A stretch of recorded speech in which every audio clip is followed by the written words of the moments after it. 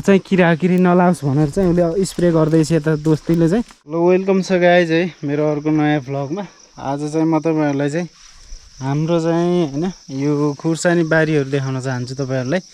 हामीले चाहिँ कहाँनिर गरेछौँ भन्दा यो हाम्रो घर भइहाल्यो है। यतानिर आएपछि यसरी हामीले चाहिँ बारेर चाहिँ टक्क लाएर चाहिँ यहाँ यसो जानलाई चाहिँ हामीले यहाँ ढोका बनाएको छौँ। यस्तै खोलिसकेपछि एउटा धारा आउँछ है, जहाँ कि हामीले यहाँबाट चाहिँ यो बिरुवाहरूलाई चाहिँ सिँचाइ पनि गर्ने गर्छौँ। यहाँ सानो ड्रम छ अनि प्लस यता चाहिँ अब ट्याङहरू देख्न सक्नुभयो है।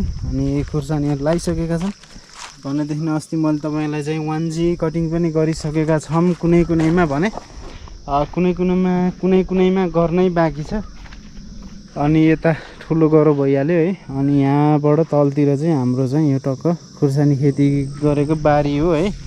अनि हाम्रो चाहिँ आजको काम भनेको चाहिँ झार मार्ने नै छ। अस्ति हामीले चाहिँ झार मार्ने औषधि हालेको एकदमै राम्रो काम गरे गाइज। यता देख्न सक्नुहुन्छ यस्तो थियो कि यहाँ है, यस्तो हरियै थियो यो पुरै वनभाँडेहरू है।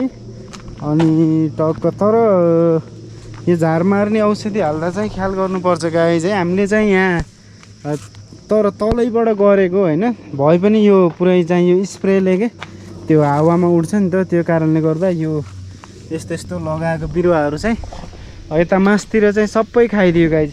त्यो हुनाले चाहिँ तपाईँहरूले चाहिँ यो झार मार्ने औषधि हाल्दाखेरि एकदमै ख्याल गरेर चाहिँ हाल्नु होला, किनकि यो बालीहरूमा चाहिँ आफूले रोपेको चिजहरूमा चाहिँ पऱ्यो भने चाहिँ खत्रै यसले चाहिँ खाइदिन्छ गाइज है।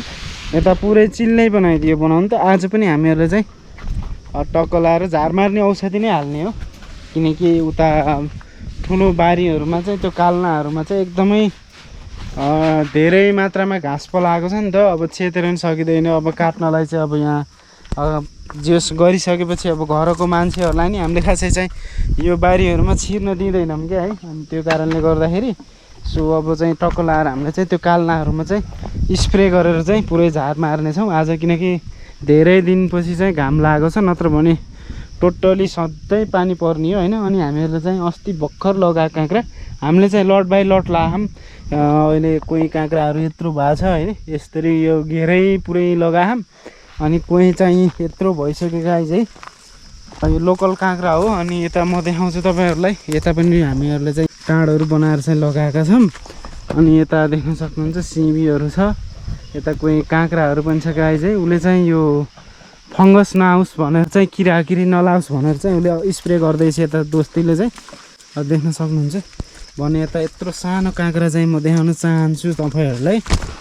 यस्तरी चाहिँ हाम्रोमा फले है गाइज, सानो बल्ल बत्तीलाई लाउँदैछ यता देख्न सक्नुहुन्छ होइन। अनि यतातिर भइसकेको छ हाम्रो चाहिँ। अब योभन्दा अघिल्लो लडमा हाम्रो गयो कति लडलब हामीले चाहिँ 1-1.5 किलो चाहिँ ठोकाना खर्च भएको छ। किन भन्दाखेरि अब हाम्रो चाहिँ के त्यो झिमरीले चाहिँ खाइदिएर होइन। यो झिमरीहरूले चाहिँ गाइज है अति खाँदो रहेछ यो काँक्राहरू। अनि ख्याल पनि गर्नु पर्यो, त्यो कारणले गर्दा नि यो किटाणुहरू मार्ने चाहिँ यो औषधिहरू थोरै मात्रामा यो झालहरूमा चाहिँ यसो स्प्रे गर्दैछ साथीले चाहिँ। यसो गर्नाले चाहिँ यहाँ जति पनि ब्याक्टेरियाहरू रहन्छ किराकिरीहरू सबै मार्छ है गाइज यसले चाहिँ। ल यसलाई चाहिँ यति गाइज।